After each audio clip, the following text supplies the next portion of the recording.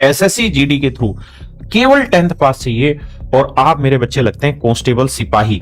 सिपाही से आपका प्रमोशन होता है होलदार, होलदार से प्रमोशन होता है मेरे बच्चे एएसआई, फिर एसआई, फिर एसआई से इंस्पेक्टर, और मोस्ट ऑफ द टाइम आपका लास्ट जो रिटायरमेंट होती है वो मेरे प्यारे बच्चों इंस्पेक्टर से होती है। बहुत रेयर केस में आप उससे भी ऊपर पोस्ट पर पहुंच जाते हैं। और किस किस डिपार्टमेंट में होती है? बीएसएफ में, सीआईएसएफ में, सीआरपीएफ में, आईटीबीपी में, एसएसबी में, असम राइफल, एनआईए में और एसएसएफ में। ये आपने पहली बार नाम सुना होगा, सेक्रेटरीट सिक्योरिटी फोर्स। पार्लियामेंट की जो सिक्योरिटी इंटरनल होती है वो एसएसएफ करती है।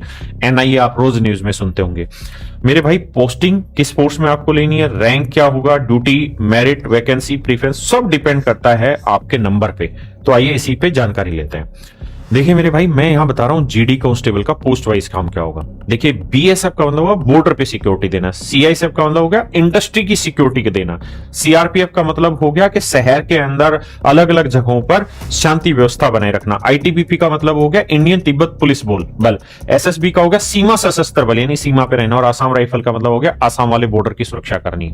इनका काम बॉर्डर और इंटरनल सिक्योरिटी का भी होता है, एरिया की पेट्रोलिंग भी होती है, क्राउड कंट्रोल भी होता है, खासकर सीआरपीएफ जैसों के लिए, वीआईपी सेंसिटिव एरिया की सिक्योरिटी करना होता है, और इमरजेंसी और डिजास्टर ड्यूटी में भी यही लोग रहते हैं। नेचर आप जानते हैं, अगर आप कांस्टेबल की ड्यूटी लेंगे तो फील्ड और फिजिकल दोनों रहेगा। बॉर्डर एरिया पे भी हो सकती है, नक्सल एरिया में भी हो सकती है, और सेंसिटिव जोन में भी हो सकती है, और सेफ जोन में भी आपकी पोस्टिंग हो सकती है। मेरे भाई इसका जो पे लेवल है वो 21,700 रुपए है, और इन हैंड सैलरी जो आती है वो 30,000 से 35,000 रुपए पहली सैलरी आती है। लेकिन ये सामान्य सैलरी है। अगर यहीं पे आपको रिस्क अलाउंस मिल जाए, मतलब ऐसे एरिया में पोस्टिंग हो जाए जैसे लेह लद्दाख जैसे एरिया में पोस्टिंग हो जाएगी, तो यही तनख्वाह आप देखेंगे 60 से 65,000 बैठ जाती है ना। अगर श्रीनगर से ऊपर किसी जगह चलेगी तो सैलरी बढ़ जाएगी, रिस्क अलाउंस होता है।